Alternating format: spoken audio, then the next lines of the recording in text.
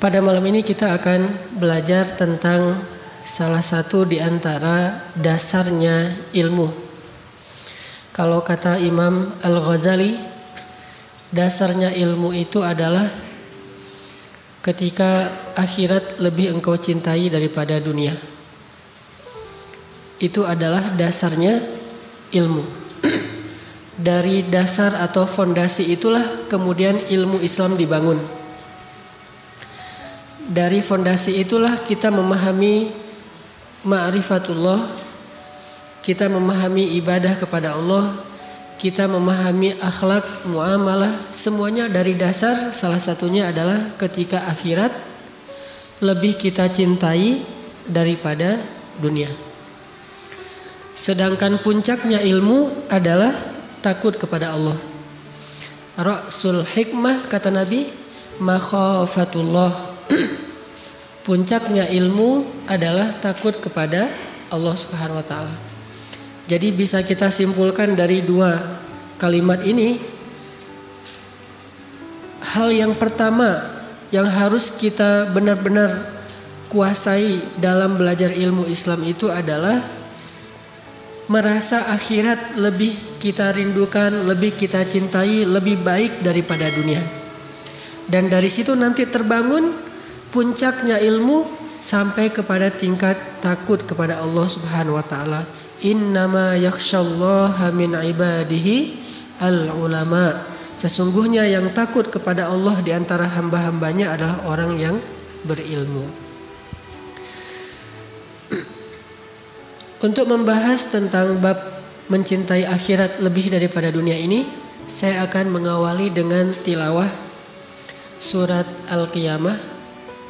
Mungkin kalau Bapak Ibu membawa mushaf Al-Quran atau ada aplikasi Al-Quran di handphonenya, boleh membuka surat 75, surat Al-Qiyamah, yang semua isi suratnya itu tentang akhirat, tentang kiamat, tentang kematian, tentang apa yang terjadi setelahnya. A'udzu billahi minasy syaithanir rajim. Bismillahirrahmanirrahim. La uqsimu biyaumil qiyamah wa la uqsimu bin nafsil lawwamah. Ayahsabul insanu an lan najma'a 'idhamah. Bala qadirina ala an nusawwiya bananah. Bal yuridul insanu liyafjura amamah.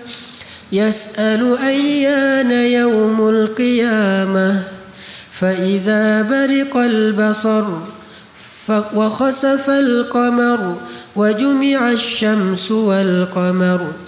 يقول الإنسان يومئذ أين المفر كلا لا وزر إلى ربك يومئذ المستقر ينبأ الإنسان يومئذ بما قدم وأخر بل الإنسان على نفسه بصيرة ولو ألقى معاذيره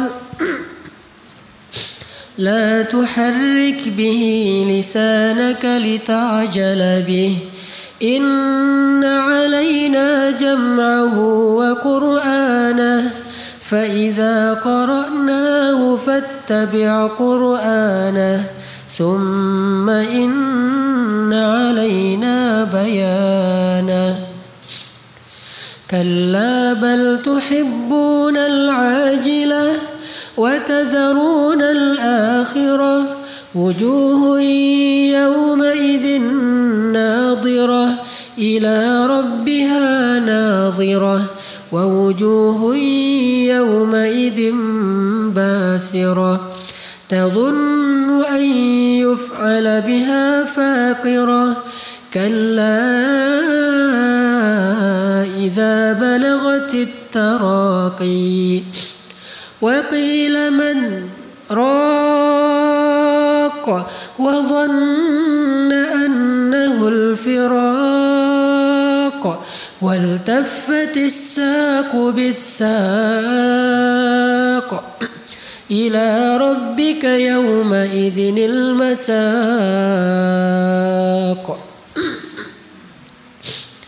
فلا صدق ولا صلى ولكن كذب وتولى ثم ذهب إلى أهله يتمطى أولى لك فأولى ثم أولى لك فأولى أيحسب الإنسان أن يترك سدى ألم يك نطفة من مني يمنى ثم كان علقة فخلق فسوى فجعل منه الزوجين الذكر والأنثى أليس ذلك بقادر على أن يحيي الموتى.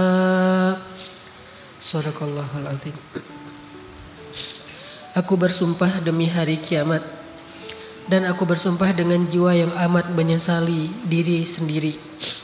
Apakah manusia mengira bahwa kami tidak akan mengumpulkan kembali tulang belulangnya? Bukan demikian. Sebenarnya kami maha kuasa menyusun kembali jari jemarinya dengan sempurna. Bahkan manusia itu hendak berbuat maksiat terus menerus. Ia berkata, kapankah hari kiamat itu terjadi? Maka apabila mata telah terbelalak karena ketakutan, dan apabila bulan telah hilang cahayanya, dan matahari dan bulan dikumpulkan, pada hari itu manusia berkata, kemana tempat untuk berlari?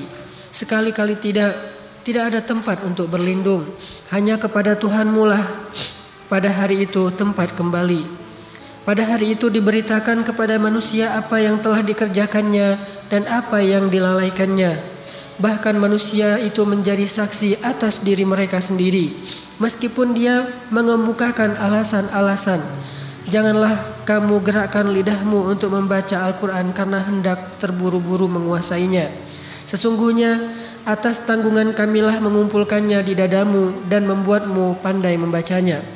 Apabila kami telah selesai membacakannya, maka itu ikutilah bacaan itu. Kemudian sesungguhnya atas tanggungan kamilah penjelasannya. Sekali-kali janganlah begitu. Sebenarnya kamu manusia lebih mencintai kehidupan dunia dan mengabaikan kehidupan akhirat. Wajah-wajah orang mukmin pada hari itu berseri-seri, kepada Tuhannya lah mereka melihat, memandang. Dan wajah-wajah orang kafir pada hari itu menjadi muram. Mereka yakin bahwa akan ditimpakan kepada mereka azab yang sangat dahsyat. Sekali-kali janganlah demikian. Apabila nafas seseorang telah menyesak sampai ke tenggorokannya dan dikatakan kepadanya, siapakah yang dapat menyembuhkan? Dan dia yakin bahwa sesungguhnya itulah waktu perpisahan dengan dunia atau kematian. Lalu bertautlah betis kiri dan betis kanannya. Kepada Tuhanmu lah pada hari itu kamu dihalau. Dan ia tidak mau membenarkan Rasul dan Al-Quran yang tidak mau mengerjakan sholat. Tetapi ia mendustakan Rasul dan berpaling dari kebenaran. Kemudian ia pergi kepada keluarganya dengan berlagak sombong. Kecelakaanlah bagimu wahai orang-orang kafir, dan kecelakaanlah bagi kalian. Kemudian kecelakaanlah bagi kalian wahai orang-orang kafir, dan kecelakaanlah bagi kalian. Apakah manusia mengira bahwa ia akan dibiarkan begitu saja tanpa pertanggungjawaban? Bukankah dia dahulu setetes air mani yang ditumpahkan ke dalam rahim? Kemudian air itu menjadi segumpal darah. Lalu Allah menciptakannya dan menyempurnakan ciptaan itu. Lalu Allah menjadikan daripadanya sepasang laki-laki dan perempuan. Bukankah Allah yang berbuat demikian Maha kuasa untuk menghidupkan orang yang telah mati? Maha benar Allah yang Maha Agung.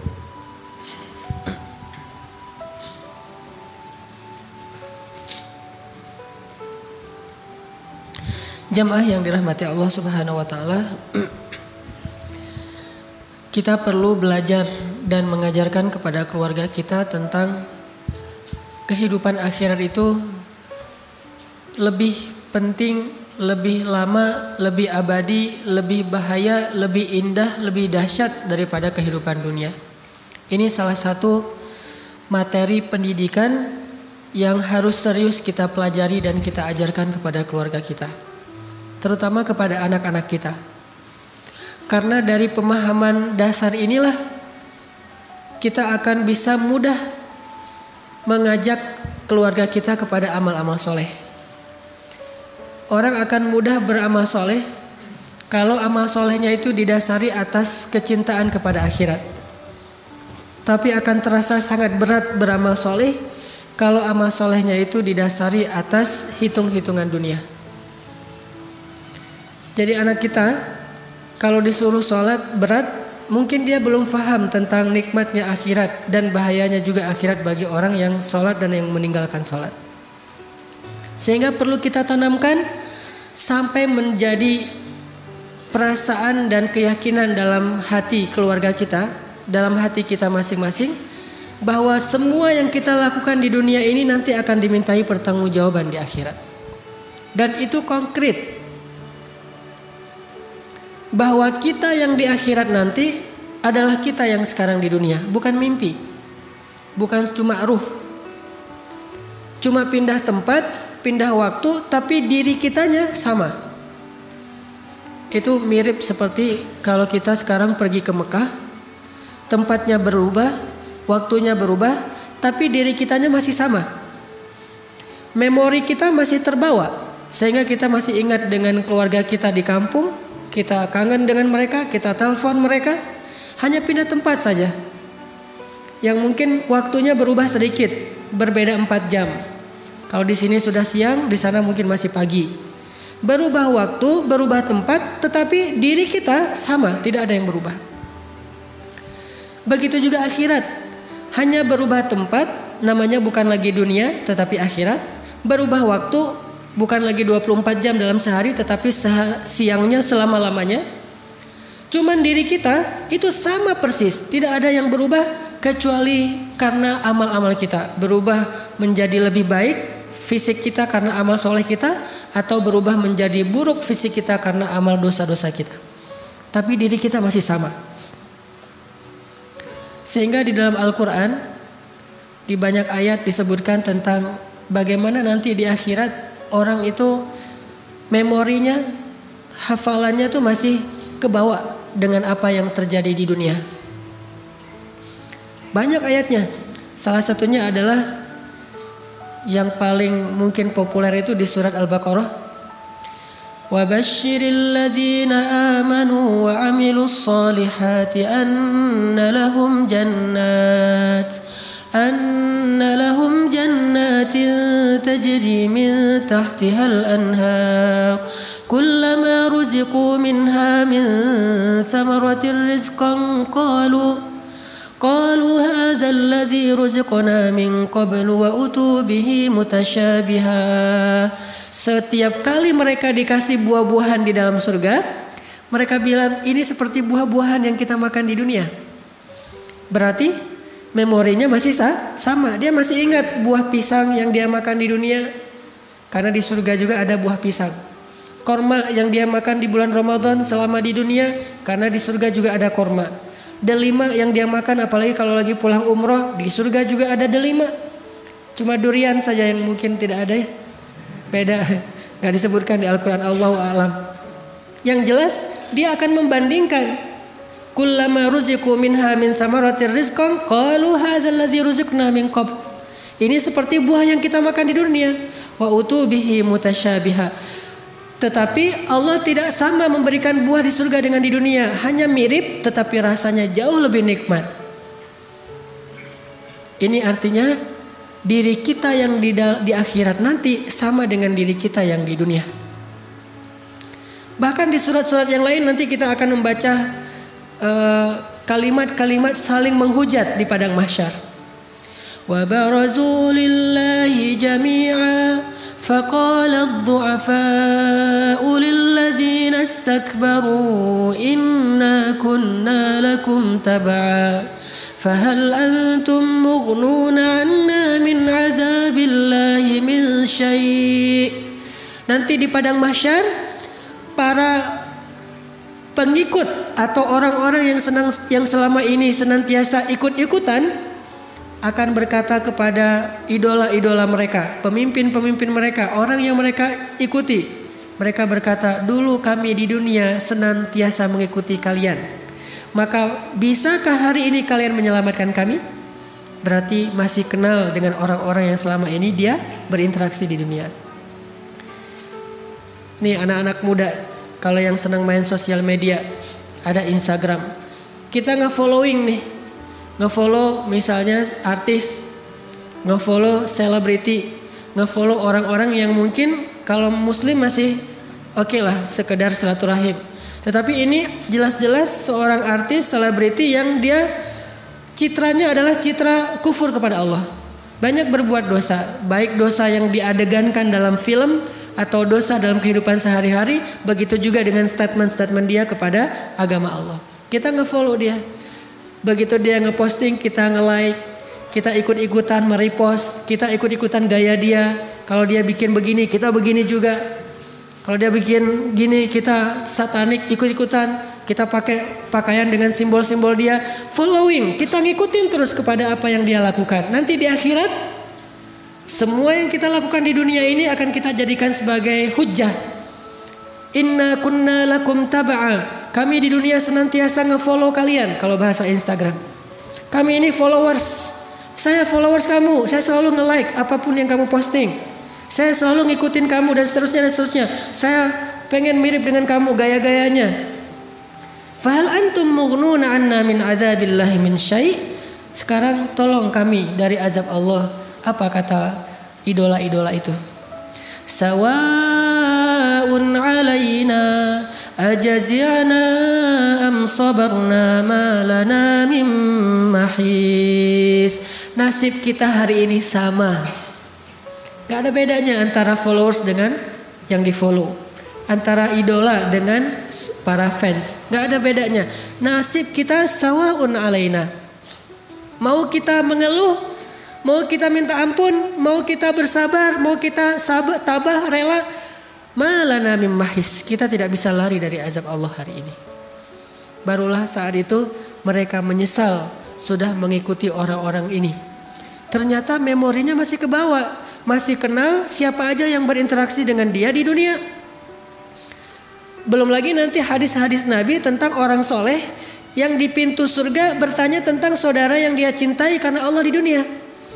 Ya Rabbi, ketika orang soleh mau masuk surga, dia nanya, Aina fulan, di mana seorang saudara yang saya cintai karena engkau di dunia ya Allah.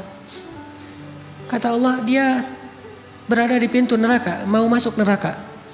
Kata orang soleh ini, ya Allah, demi kasih sayangmu, izinkan saya menyelamatkan dia, karena sesungguhnya saya mencintai dia karena engkau selama di dunia ya Allah. Akhirnya Allah izinkan dia menyelamatkan saudaranya yang mau masuk neraka, yang tadi sudah dililit dengan rantai besi, udah ngantri gitu mau masuk neraka. Tiba-tiba malaikat nanya, ini mas itu ya namanya? Oh kok kenal? Ya soalnya ada saudara kamu tuh nungguin. Akhirnya tiba-tiba dilepaskan rantai-rantainya. Dia disuruh balik lagi. Kamu gak jadi masuk neraka, bebas.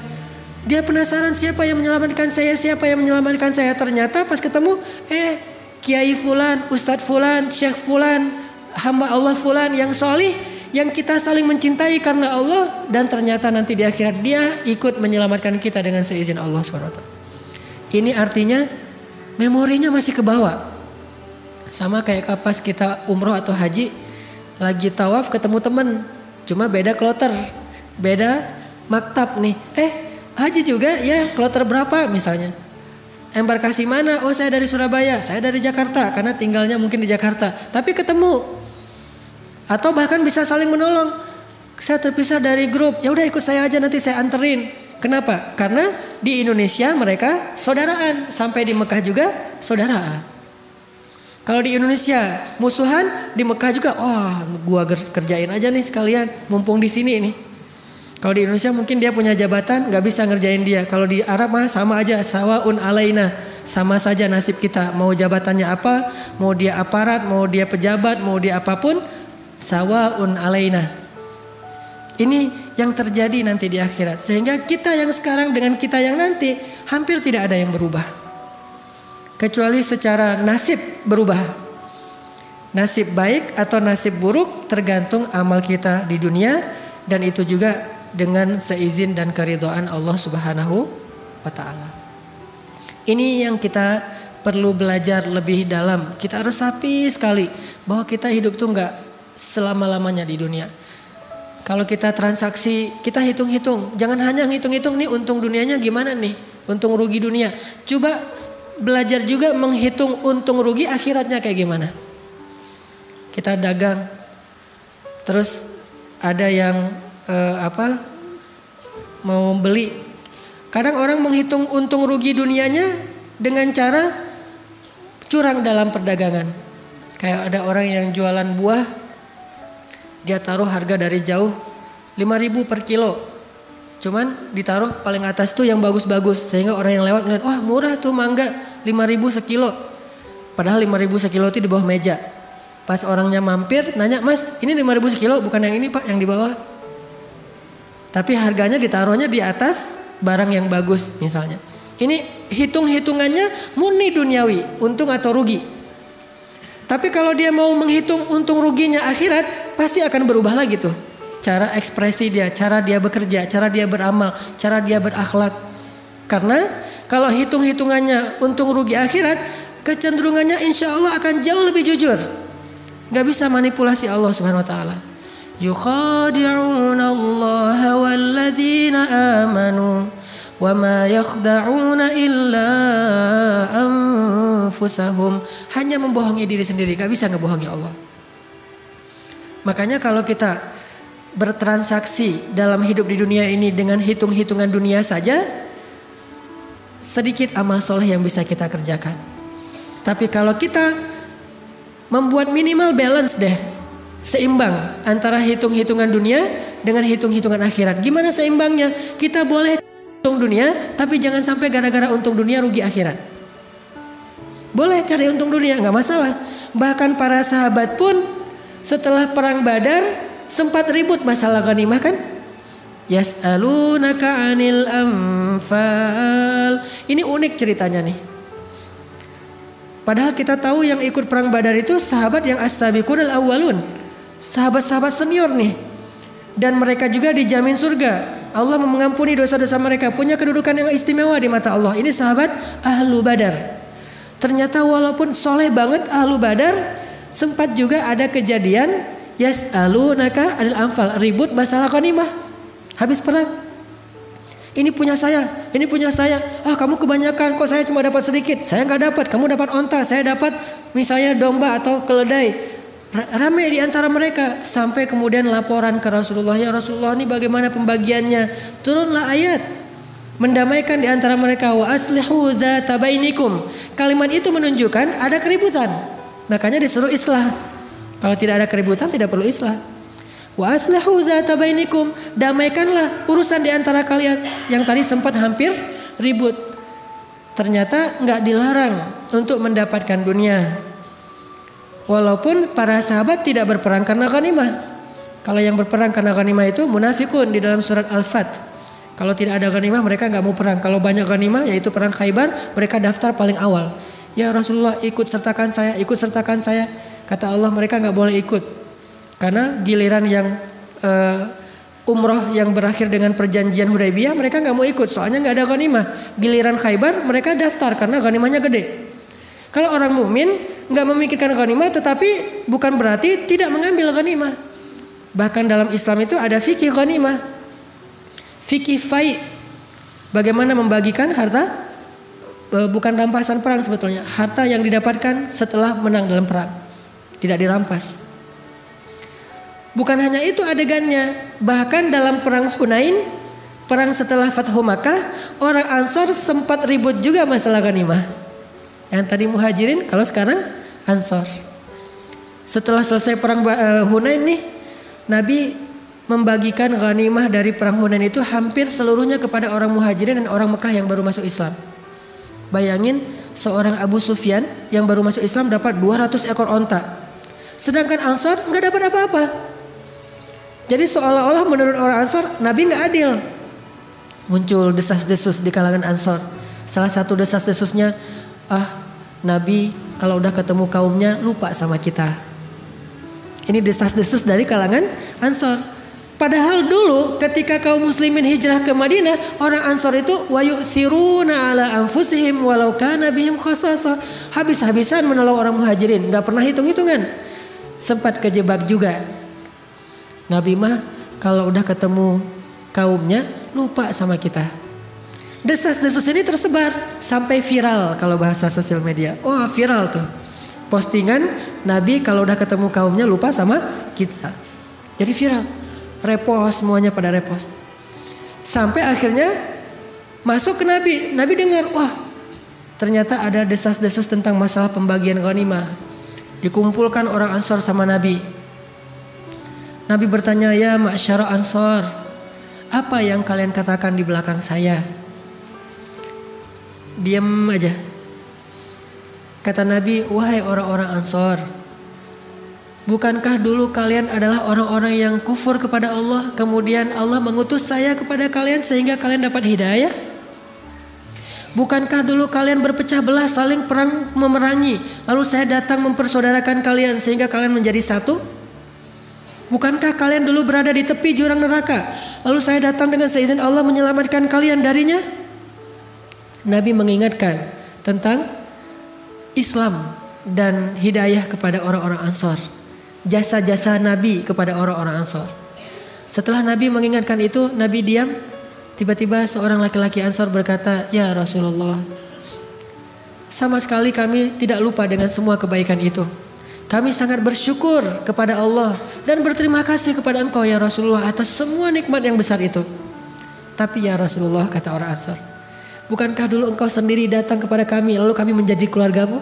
Dibalas nih. Lalu kami menjadi keluargamu. Bukankah engkau terusir lalu kami memberikan kampung halaman baru untukmu?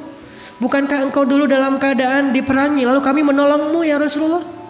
Bahkan banyak dari kami yang gugur demi membela engkau ya Rasulullah. Sehingga mereka juga merasa kami juga punya hak ya Rasulullah untuk dapat ghanimah sebagaimana orang muhajirin dan orang Mekah.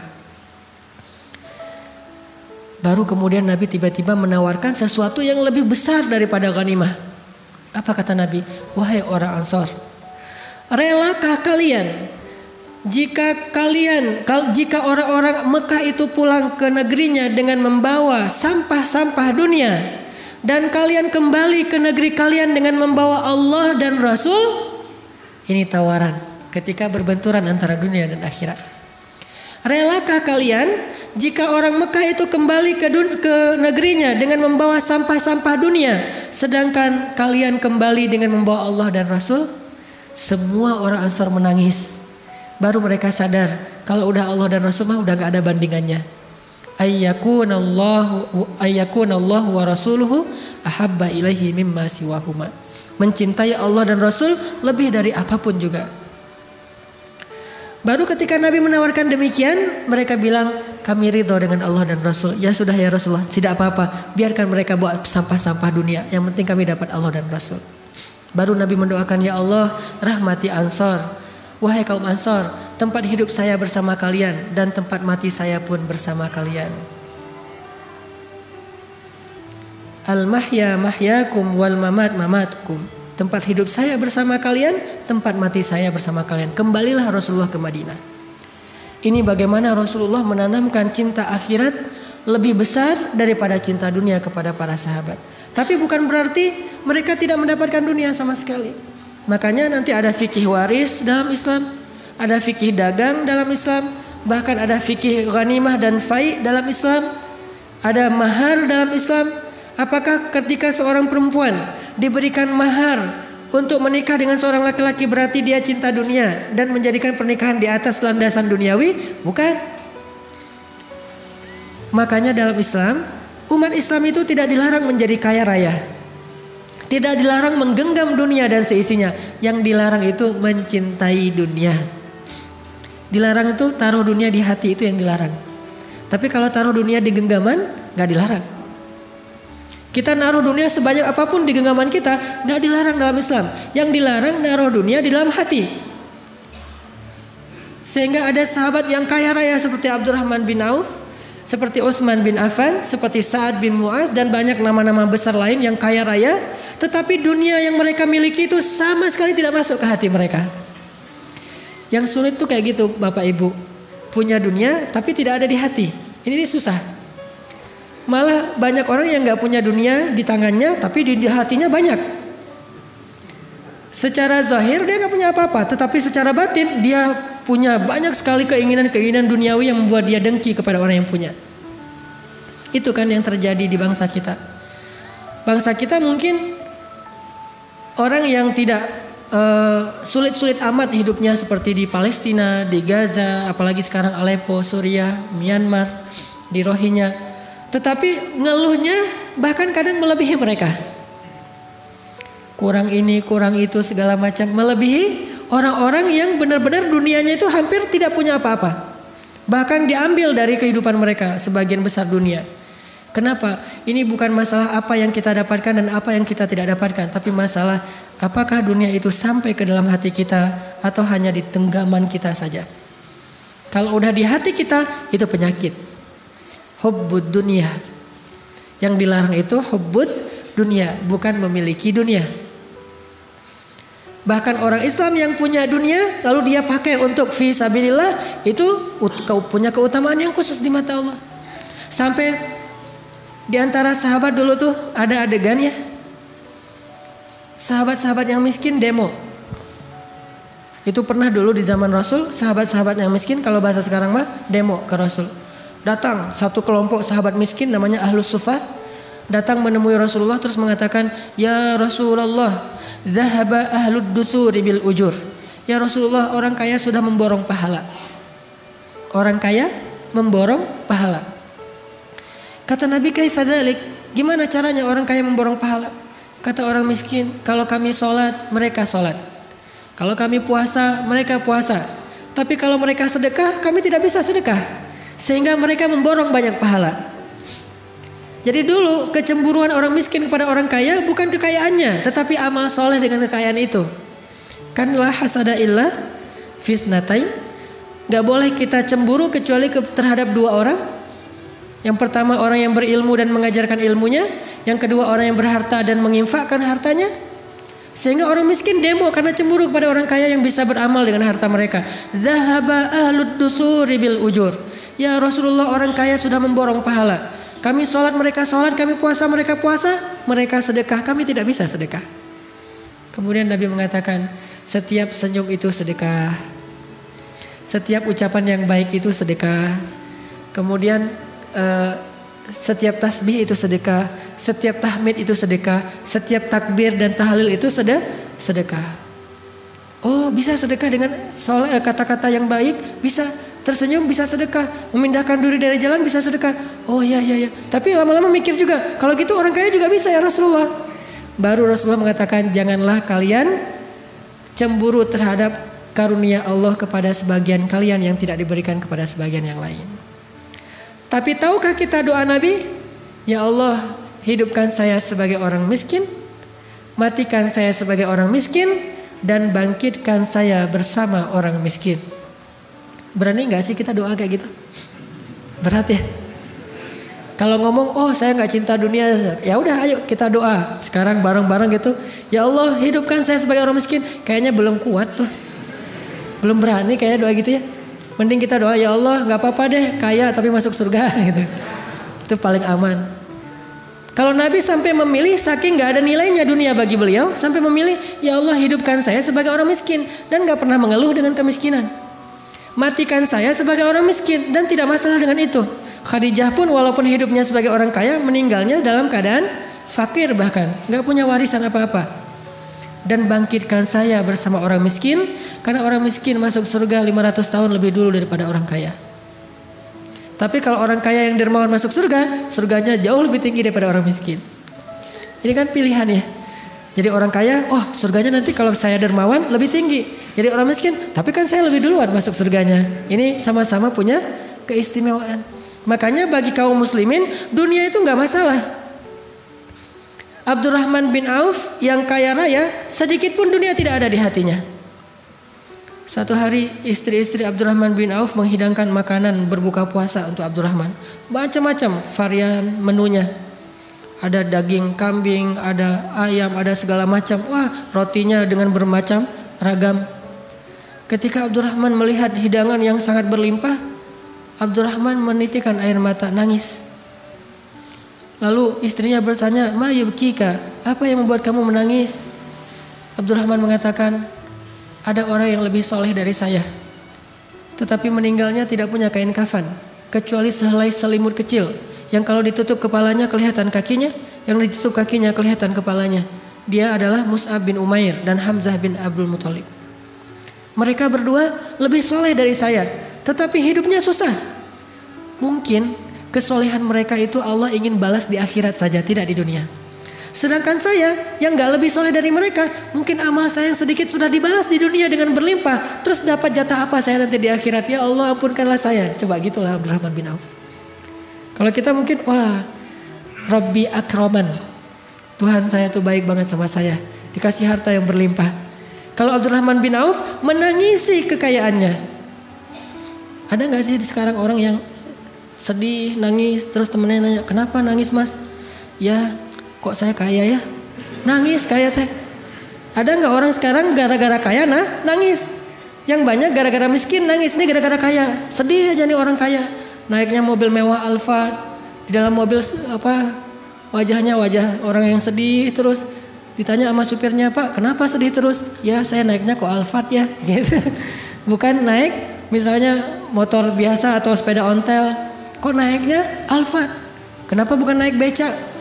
Kayak ada orang naik onta yang onta merah yang harganya satu ekor onta 500 juta. Naik onta sedih. Kenapa? "Saya kok naiknya onta merah ya, bukan keledai." Gitu. Ini sedikit sekali orang yang bisa seperti Abdurrahman bin Auf. Hartanya berlimpah, tetapi itu hanya di genggamannya, tidak ada sedikit pun di dalam hatinya. Untuk bisa seperti itu kita butuh latihan. Cara latihannya kita belajar betapa akhirat itu lebih baik daripada dunia. Kalau udah yakin akhirat lebih baik daripada dunia, semuanya akan mudah. Ada kisah yang saya selalu terngiang-ngiang tentang dua orang sahabat. Dua-duanya senior nih. Yang satu namanya Abu Lubabah, yang satu namanya Abu Dahdah.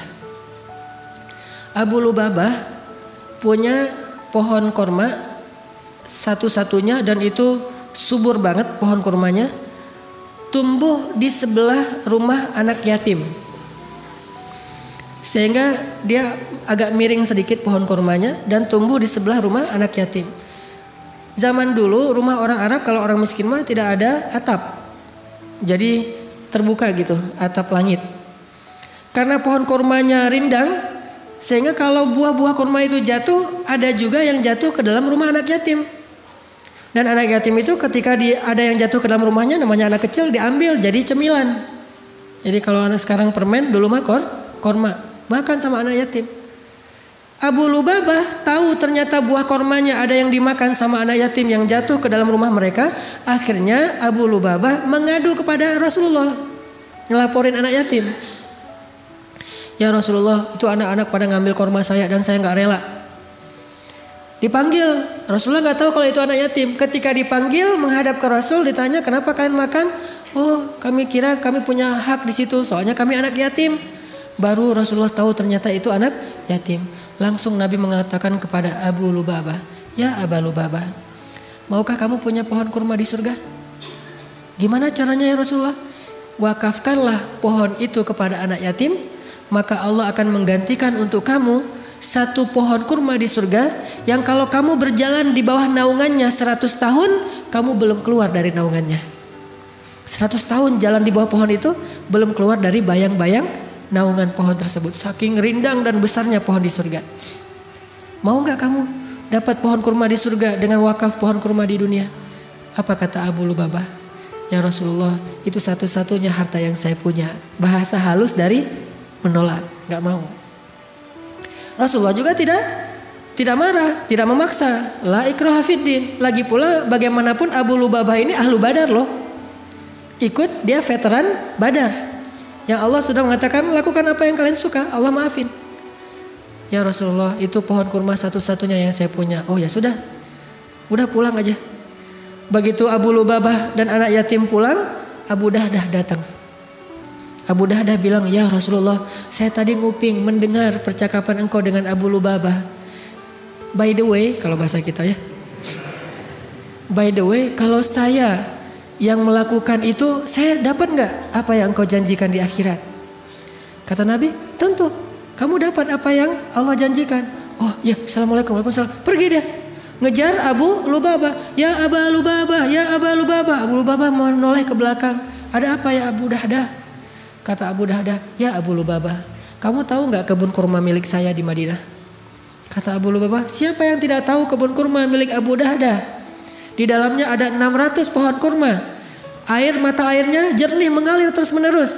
Bahkan ada vilanya di dalam, luas sekali. Kebun kurma yang paling subur, kualitas kurma terbaik di kota Madinah. Siapa yang nggak tahu? Memangnya kenapa? Kata Abu Dahdah, mau nggak kita tukaran? Tapi tukaran bahasa Indonesia ya, bukan bahasa Jawa. Kalau bahasa Jawa tukaran berantem. Mau nggak kita barter nih? Tukar guling. Kamu kasih pohon kurma kamu yang di sebelah rumah anak yatim ke saya. Nanti saya kasih kebun saya untuk kamu dengan 600 pohon kurma. Ditukar. Kata Abu Lubabah, cius. Kata kita mah, beneran ini mah? Kata Abu Dahdah, bener. Oh boleh kalau gitu. Tadi ditawarkan surga, Abu Lubabah bilang itu harta satu-satunya yang saya miliki. Sekarang ditawarkan 600 pohon kurma Abu Dahdah, dia langsung mengatakan deal, setuju. Udah akad setuju.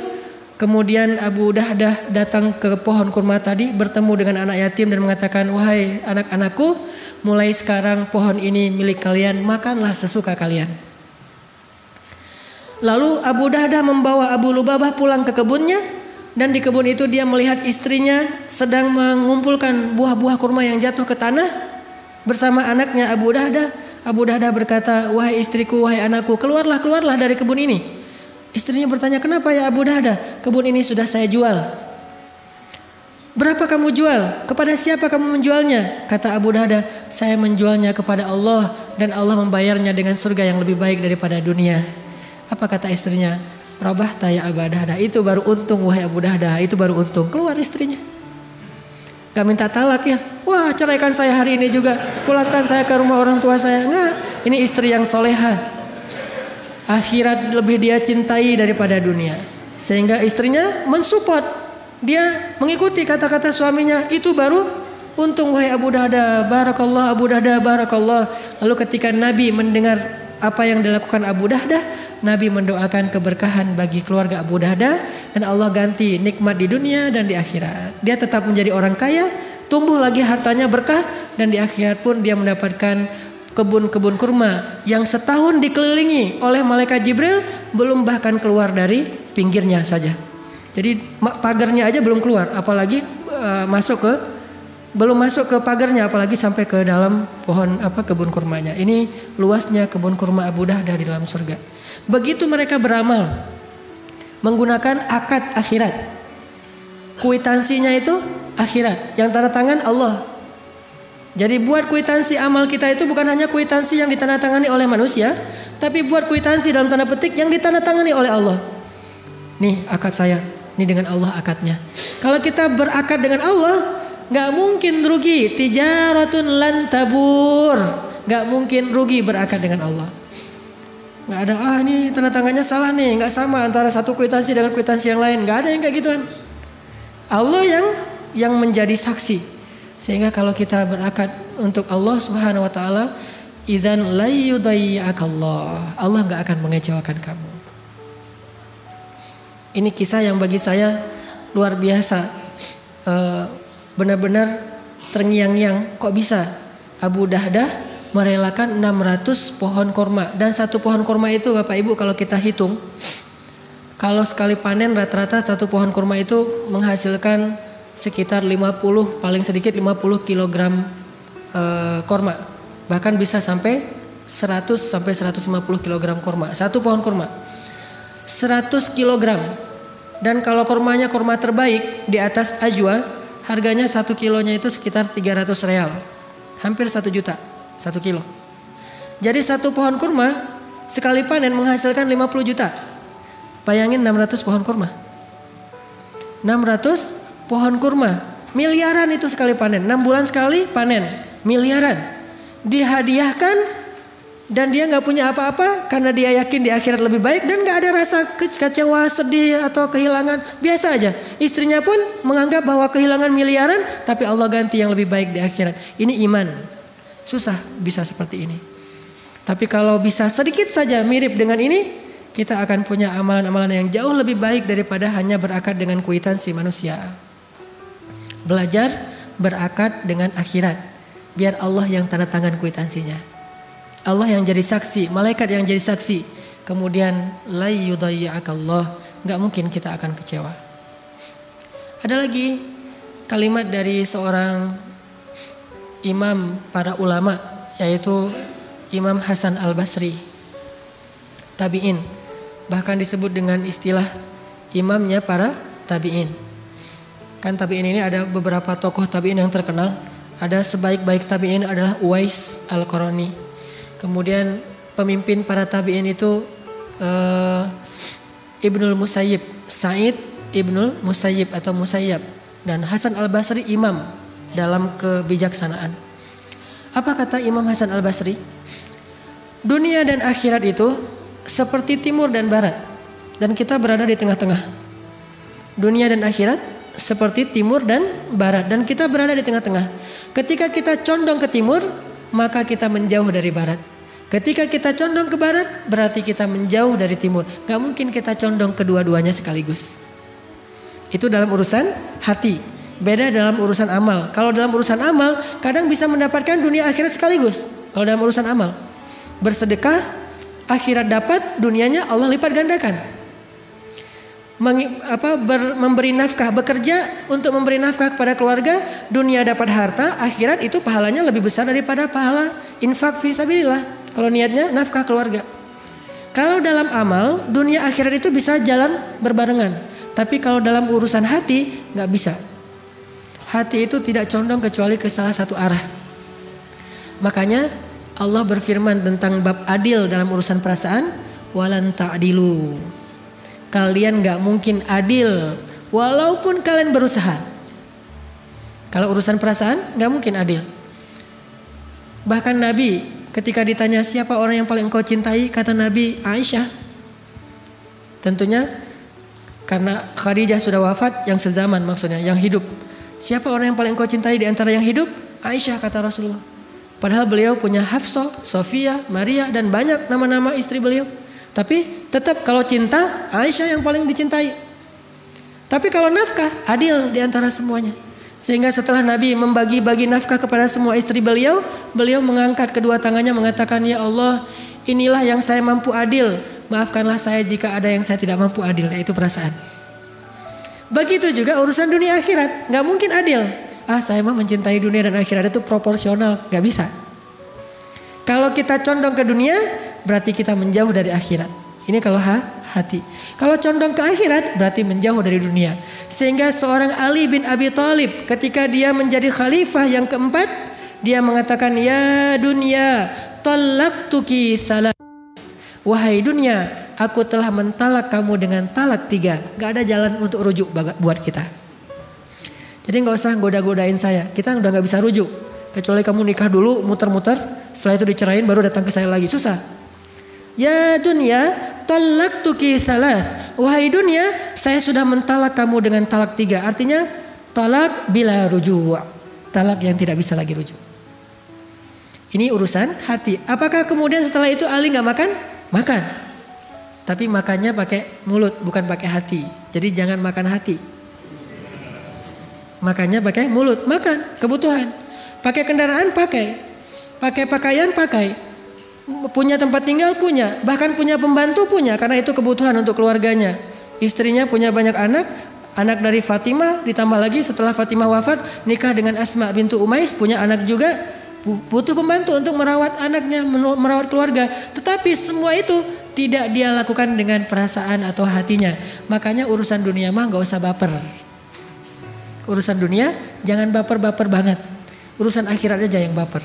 Begitu baca la uqsimu biyaumil qiyamah langsung gemetar.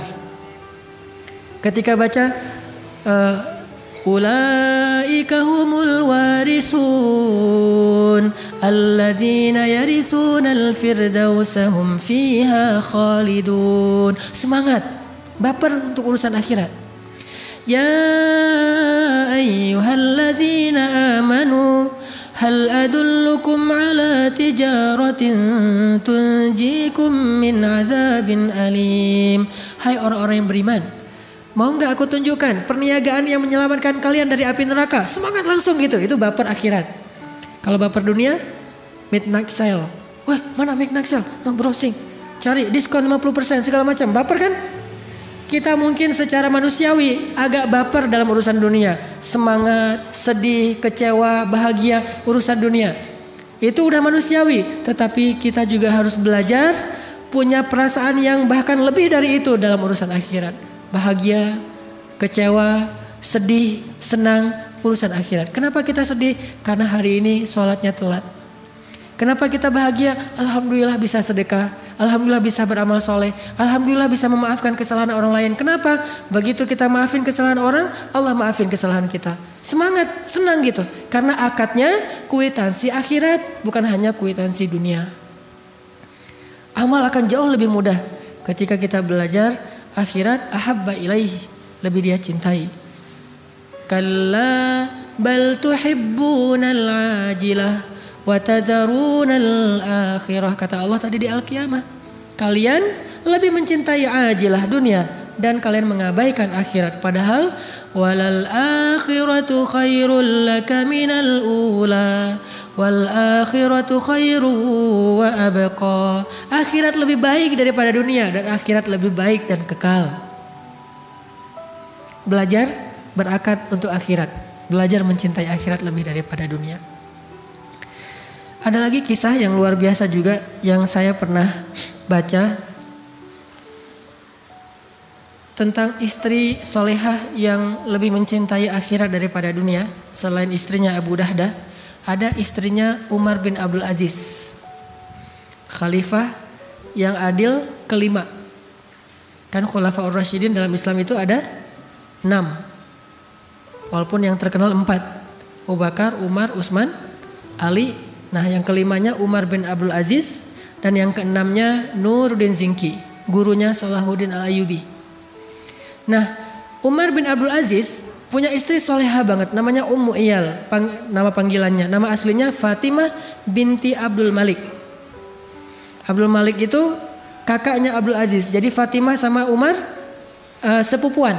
Jadi nikah sepupu nih. Ketika Umar bin Abdul Aziz menjadi khalifah, dia sibuk mengurus umat. Umar bin Abdul Aziz melihat istrinya sedang memakai perhiasan warisan dari orang tuanya. Jadi Fatimah ini keturunan raja-raja. Kakeknya raja Marwan, ayahnya raja Abdul Aziz, Abdul Malik, saudaranya raja, adiknya raja, kakaknya raja, suaminya raja. Jadi di sekelilingnya Fatimah raja semua itu secara bergiliran. Pertama kakeknya Marwan, itu raja Bani Umayyah. Kakeknya meninggal diganti dengan Abdul Malik, ayahnya itu juga raja. Pamannya gubernur Abdul Aziz, suaminya Umar bin Abdul Aziz raja juga. Kakaknya nanti setelah Umar bin Abdul Aziz raja juga. Adiknya juga raja. Tinggal di istana, warisan dari keluarganya tuh banyak, emas, permata. Suatu hari ketika Umar bin Abdul Aziz menjadi khalifah, Fatimah lagi membuka box perhiasan. Dia pakai, namanya juga perempuan, tabiatnya senang berdandan dan itu sesuatu yang sifatnya fitrah, tidak dicela. Selama tidak berlebihan. Dia jadi fitting gitu ya. Ganti, oh ini cocoknya ini. Terus saja gitu sibuk di kamar. Lalu Umar bin Abdul Aziz memperhatikan. Tiba-tiba Umar bin Abdul Aziz datang dan mengatakan, wahai kekasihku, wahai Fatimah, engkau pilih harta itu atau memilih aku? Diadu nih antara harta dengan suami. Kamu pilih harta atau aku? Apa maksudnya? Kalau kamu pilih harta, kalau kamu pilih aku, maka wakafkanlah semua perhiasan ini kepada Baitul Mal agar kita bagikan kepada fakir miskin. Tidak boleh ada satu perhiasan pun di rumah seorang khalifah atau di rumah seorang raja. Tidak boleh. Wakafkan semua ini kepada Baitul Mal dan kita berikan kepada fakir miskin. Walaupun itu harta bukan semuanya pemberian Umar. Banyak warisan orang tuanya. Tapi kalau kamu memilih harta, maka tinggalkanlah aku. Kita ambil jalan sendiri-sendiri. Apa kata istrinya? Wahai suamiku, tidak ada yang di dunia ini yang lebih aku cintai setelah Allah dan Rasul kecuali engkau. Sam'an wa ta'atan, sami'na wa ata'na. Diambil semuanya, masih ada di bawah tempat tidur. Oh ternyata masih ada lagi. Kumpulin semuanya, nginfakin, wakaf ke Baitul Mal. Sejak saat itu mereka jatuh miskin dan tidak punya apa-apa di rumah. Sampai bisa begitunya seorang istri Khalifah Ar-Rasyidin, sehingga dia digolongkan oleh para ulama termasuk perempuan yang paling ajaib dalam sejarah Islam. Ini karena akadnya akhirat. Lalu setelah Umar bin Abdul Aziz wafat karena diracun, hanya bertahan 2 tahun kepemimpinan Umar bin Abdul Aziz, diracun oleh pengkhianat, kemudian beliau wafat. Setelah beliau wafat, yang jadi raja berikutnya adiknya Fatimah. Waktu adiknya Fatimah jadi khalifah atau jadi raja, adiknya Fatimah datang ke rumah kakaknya yaitu Fatimah. Dia bilang, kakak, mbak, dulu kan hartanya mbak itu diberikan kepada Baitul Mal. Belum saya bagi, masih saya simpan tuh. Kalau mbak mau, saya balikin nih kepada mbak. Harta-harta perhiasan mbak yang dulu diberikan kepada Baitul Mal. Soalnya Umar bin Abdul Aziz sudah wafat. Dia mengatakan apa Fatimah? Ma'azallah. Dia mengeluarkan air mata, dia nangis. Ma'azallah. Saya tidak mencari akhirat karena Umar bin Abdul Aziz. Saya mencari akhirat karena Allah Subhanahu wa taala. Kalau saya menyembah Umar bin Abdul Aziz, sesungguhnya Umar Abdul Aziz telah wafat. Tapi kalau saya menyembah Allah, Allah hayyun la yamut, maha hidup dan tidak wafat. Gak mau dibalikin lagi. Ini cinta terhadap akhiratnya yang dia bangun untuk mencintai pasangannya, mencintai manusia, mencintai siapapun karena dia cinta kepada Allah dan meyakini akhirat lebih baik daripada dunia. Memang ajaib. Kalau kita nggak bisa persis kayak gitu, minimal kita belajar semangat seperti itu. Mungkin untuk bisa niru sahabat tabi'in sampai ke sekelas ini butuh waktu buat kita. Tetapi bukan berarti tidak perlu menyemangati diri kita untuk mengikuti mereka, walaupun hanya 1% saja. Atau mungkin dari sekian urusan kita, dari 10 urusan kita, 7 diantaranya kita berakad dengan dunia, 3 diantaranya kita berakad dengan akhirat. Jangan sampai akhirat tidak dilibatkan sama sekali dalam hidup kita. Karena kalau akhirat tidak dilibatkan dalam urusan kita, nanti di akhirat kita menjadi orang yang paling miskin dan merugi. Kemana semua ini udah dibayarkan di dunia? Kemana semua amal-amal saya kan sudah dibayar di dunia? Maka menangislah seperti Abdurrahman bin Auf menangis karena dia takut amal-amal solehnya yang sedikit sudah Allah bayar di dunia sehingga tidak ada lagi jatah di akhirat. Terakhir saya ingin sharing tentang sedikit saja gambaran akhirat. Membahas akhirat ini Bapak Ibu panjang sekali. Kita butuh taklim sampai beberapa pertemuan. Karena adegan akhirat itu banyak. Kita ngebahas dunia aja gak habis-habis, apalagi ngebahas akhirat. Dunia cuma 60 tahun, akhirat selama-lamanya. Jadi kalau dunia aja gak cukup waktu untuk kita bicarakan, apalagi akhirat. Satu saja adegan di akhirat tentang orang yang terakhir masuk surga. Ternyata kalau kita baca hadis tentang orang paling terakhir masuk surga, kita lihat dari grammarnya, ternyata orang yang paling terakhir masuk surga itu cowok, laki-laki, bukan perempuan. Berarti perempuan duluan. Yang paling terakhir masuk surga, laki-laki. Dan di belakang laki-laki ini tidak ada lagi orang yang bisa masuk surga. Berarti dia paling lama di neraka, kemudian dikeluarkan setelah dosa-dosanya sudah dibakar, diazab, maka dia masuk surga. Yang tersisa di neraka berarti kekal selama-lamanya di neraka. Ini antrian paling belakang nih. Mungkin bisa dibilang tidak punya amal soleh apapun di dunia kecuali hanya kalimat asyhadu an la ilaha illallah wa asyhadu anna muhammadar rasulullah. Enggak sholat, enggak puasa, enggak haji, enggak baca Quran, enggak ngapa-ngapain. Kalau perempuan mungkin enggak berhijab. Banyak berbuat dosa, mungkin berzina, mungkin minum khamar, mungkin membunuh dan seterusnya. Cuman di hatinya masih ada la ilaha illallah muhammadar rasulullah. Cuma itu satu-satunya kebaikan dia, yang lain enggak ada. Sehingga diazab dulu dengan hisab dari Allah. Dia paling belakang masuk surganya. Begitu dia dikeluarkan dari api neraka, tubuhnya semuanya bekas-bekas luka dan udah rusak tubuhnya, rusak dihidupkan lagi, mati dihidupkan lagi, terus saja kayak gitu selama mungkin ribuan tahun di neraka. Begitu dia keluar dari api neraka, kemudian dia diberikan kesempatan untuk membersihkan diri di 2 telaga. Di telaga pertama dia mandi. Setelah dia mandi, tubuhnya berubah langsung. Tingginya setinggi Adam. Bapak Ibu tahu tingginya Nabi Adam berapa? 80 hasta. Dan ini 1 hasta, kurang lebih setengah meter. Berarti 80 hasta itu 40 meter. Itu tingginya Adam. Dan Nabi mengatakan manusia diciptakan dengan fisik terbaik, yaitu fisik Adam. Jadi yang ideal itu tinggi mah 40 meter, bukan 2 meter. 2 meter pemain basket gaya gitu ya. Ternyata yang lebih keren itu 40 meter, 35 sampai 40 meter. Jadi kalau kita ketemu Nabi Adam, mungkin gak sengaja nginjak kita, nih ada apa sih? Ternyata ada kita di bawah kakinya. Saking besarnya Nabi Adam dan kita kayak ngelihat raksasa. Tingginya setinggi Adam, wajahnya seperti Yusuf. Gimana wajah Yusuf? Tahu Zayn Malik yang anak-anak, yang cewek-cewek? Nggak tahu ya, artis atau Justin Bieber? Nggak ada apa-apanya dibandingkan dengan Yusuf. Orang kalau ngelihat Justin Bieber mungkin cuma melongo doang gitu. Tapi kalau ngelihat Yusuf sampai mengiris tangan pun nggak berasa. Jadi zaman dulu mah kalau misalnya mau operasi atau bedah, nggak usah pakai bius, lihat aja wajah Yusuf langsung bedah. Ada luka, oh ini harus dibius dulu, jangan, panggil aja Yusuf. Pas Yusuf keluar, sampai selesai dijahit, kok nggak berasa ya? Karena ngelihat wajah Yusuf. Ini gantengnya tuh ganteng mukjizat, bukan ganteng normal. Sampai orang mengiris tangan di surat Yusuf disebutkan nggak berasa saking takjubnya dengan gantengnya Yusuf. Ini orang terakhir masuk surga ya, nggak tahu gimana yang pertama.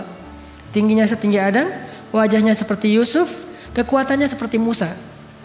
Gimana kekuatan Musa? Dorong orang nggak sengaja mati.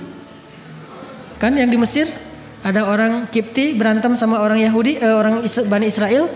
Terus Musa diginiin doang, kamu jangan kayak gitu, mati kelompok-kelompok, hilang. Oh kenapa kamu KO? Di ronde pertama udah KO. Belum ditonjok, belum diapa-apain, cuma didorong aja. Musa juga heran, loh kenapa dia mati? Ini kalau kita tahu Mike Tyson dengan tinjunya atau Muhammad Ali, Musa di atasnya. Kalau ini udah telak mukul. Kalau Musa nggak mukul, cuma digituin doang. Terus ada malaikat datang berwujud manusia, ditonjok sama Musa, buta matanya. Malaikat naik ke langit, ya Allah mata saya buta. Kenapa dipukul sama Musa? Akhirnya Allah kembalikan, balik lagi ke bumi. Ya Musa, saya malaikat. Oh kirain pencuri, mau ditonjok lagi sama Musa. Kekuatannya seperti Musa. Dan terkenal Musa itu nabi yang sangat kuat. Kalau Sulaiman kekuasaan, kalau Musa itu fisik. Jadi premannya para nabi itu Musa. Kekuatan fisiknya di atas rata-rata. Tingginya seperti Adam, wajahnya seperti Yusuf. Kekuatannya seperti Musa dan akhlaknya seperti Rasulullah Sallallahu Alaihi Wasallam. Tidak ada yang lebih baik daripada akhlak Nabi Muhammad Sallallahu Alaihi Wasallam. Ini orang terakhir masuk surga nih. Mandi dia. Begitu selesai mandi, fisiknya udah bersih, nggak ada lagi bekas neraka sama sekali. Lalu dia berwudu di telaga kedua. Ketika dia usapkan rambutnya dengan berwudu, sejak saat itu rambutnya tidak lagi kusut selama-lamanya. Dan by the way lagi, rambutnya segini. Rambut cowok 2016. Panjang, ikal segini. Kemudian bahkan sekarang janggut itu jadi tren juga. Jadi ada tren janggut dengan rambut panjang itu 2016 dan mungkin 2017 masih seperti itu trennya. Saya pengen manjangin rambut tapi nggak sabar, ya udahlah dipendekin aja. Janggutnya pengen dipanjangin tapi banyak yang protes. Akhirnya yang penting jangan dicukur, udah segini aja. Ternyata diusap kepalanya, maka rambutnya tidak lagi kusut selama-lamanya. Setelah itu dia dihadapkan ke pintu surga. Ketika dia berada di gerbang surga, dia melihat surga sudah penuh. Semua sudah ada pemiliknya. Ini sertifikat punya si fulan. Ini punya si fulan. Udah ada labelnya, udah ada spanduknya masing-masing surga. Ini surganya fulan, ini surganya fulan. Dia berkata kepada Allah, "Ya Rabbi, mana surga saya? Ini semua surga sudah penuh." Lalu Allah menunjukkan sebuah surga dan Allah belum mengatakan itu punya siapa.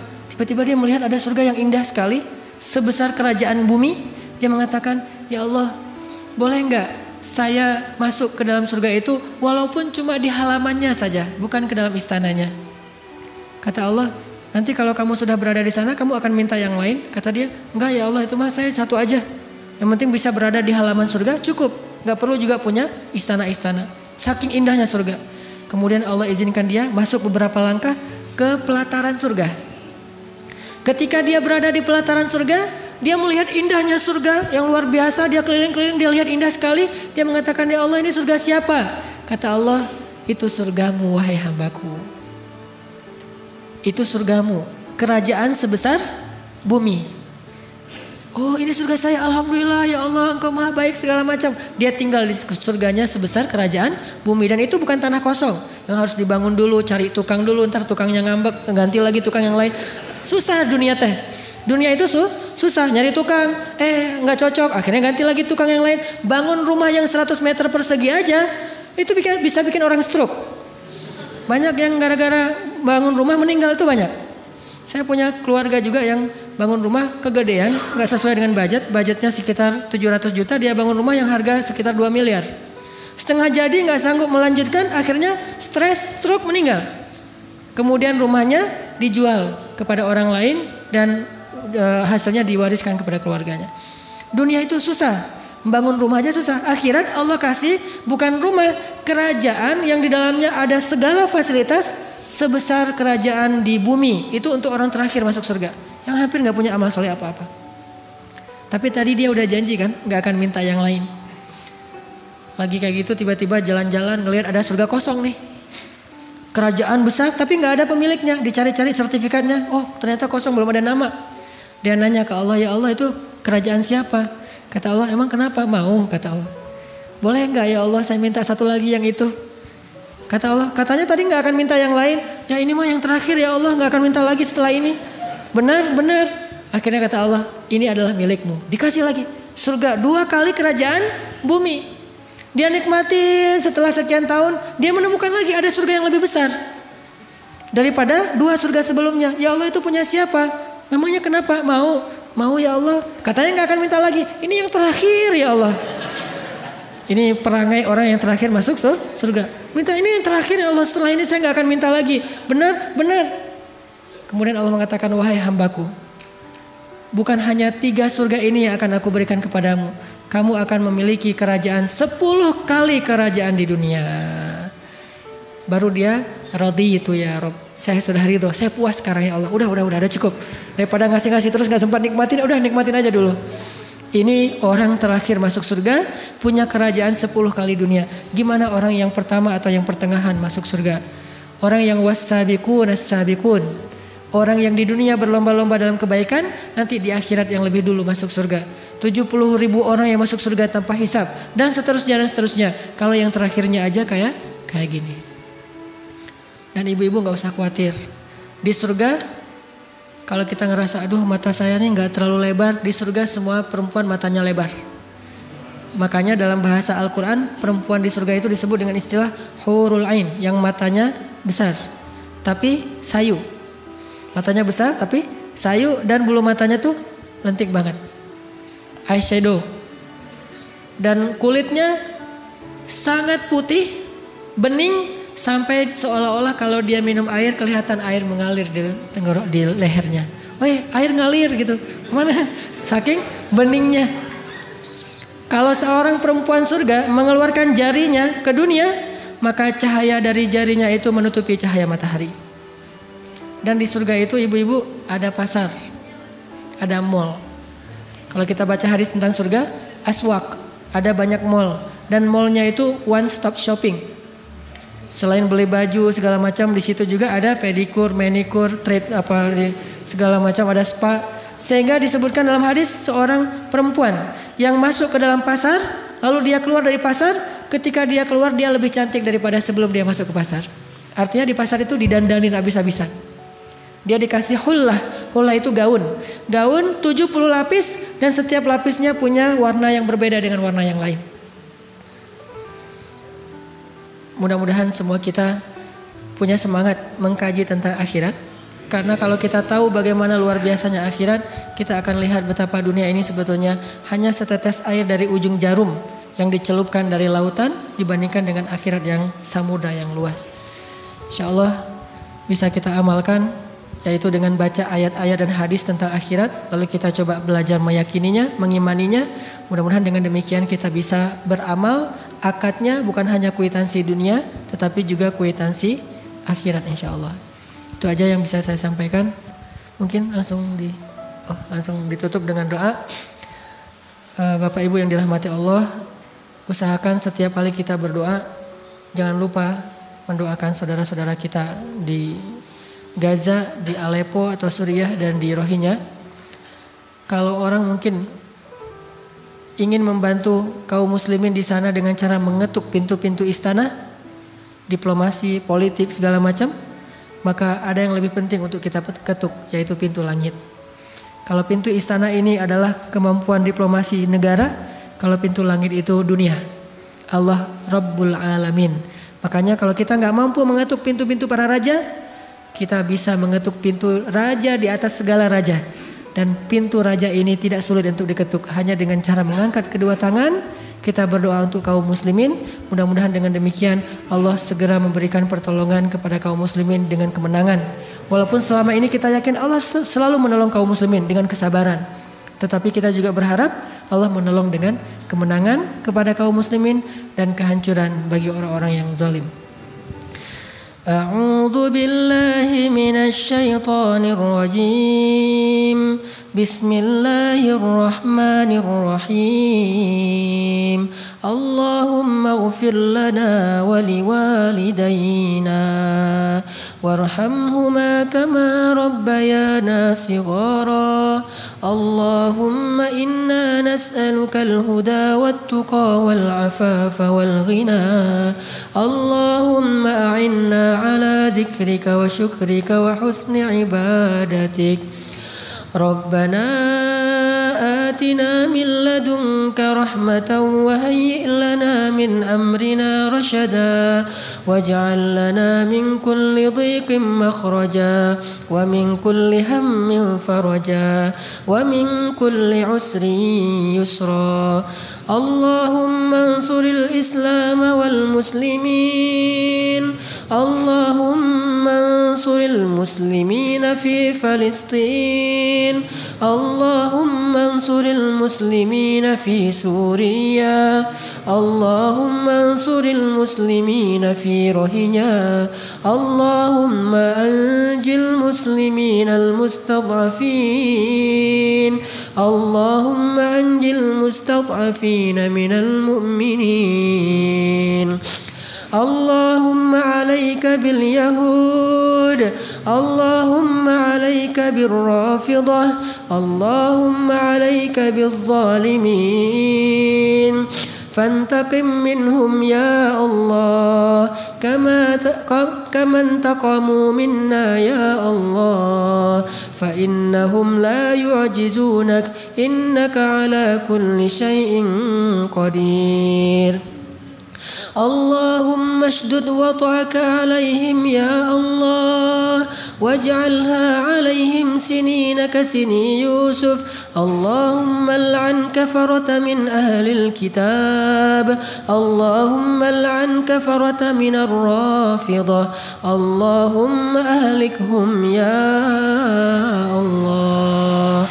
اللهم إنا نسألك أن تحرر المسجد الأقصى المبارك من أيدي الغاصبين. أن تحرر المسجد الأقصى المبارك من أيدي اليهود. اللهم انصر المجاهدين. اللهم وحد صفوفهم وسدد رميهم واشفي جرحاهم وارحم شهداءهم. اللهم اشفي صدور المسلمين. اللهم اجعل بلدنا هذا إندونيسيا بلدا آمنا وارزق أهله من الثمرات من آمن منهم يا رزاق. اللهم اهدي شباب المسلمين. اللهم استر عورات المسلمات. اللهم ألحقنا بالصالحين. ربنا هب لنا من أزواجنا وذرياتنا قرة أعين واجعلنا للمتقين إماما. اللهم أرنا عجائب قدرتك. أنت مولانا يا الله ما لنا غيرك يا الله قصدناك يا ربنا قصدناك يا رب العالمين. Ya Allah ya Arhamar Rahimin, ampunkanlah dosa-dosa kami ya Allah, maafkanlah kesalahan-kesalahan ya Allah. Kami adalah manusia biasa, kami pelupa. Kadang kami membaca Al-Quran, tetapi tidak lama kemudian justru kami mengingkarinya, kami tidak mengamalkannya. Kadang kami membaca hadis, tetapi kami tidak menghiraukannya dalam amalan-amalan kami. Ampunkanlah dosa kami ya Allah. Janganlah Engkau murka kepada kami ya Allah. Karena jika Engkau murka kepada kami, siapa lagi yang bisa berkasih sayang kepada kami selain Engkau ya Allah. Jika Engkau menutupi kami dari rahmat-Mu, siapa lagi yang bisa memberi kami rahmat ya Allah. Jika Engkau menghalangi kami dari kasih sayang-Mu, siapa lagi yang kami bisa harapkan kasih sayang-Mu, kasih sayangnya daripada Engkau ya Allah. Janganlah Engkau menutup hati kami ya Allah disebabkan dosa-dosa kami. Karena tidak mungkin seseorang yang Engkau tutup hatinya kecuali akan celaka ya Allah. Ya Arhamar Rahimin, bantulah saudara-saudara kami di Palestina. Bantulah saudara-saudara kami di Aleppo ya Allah.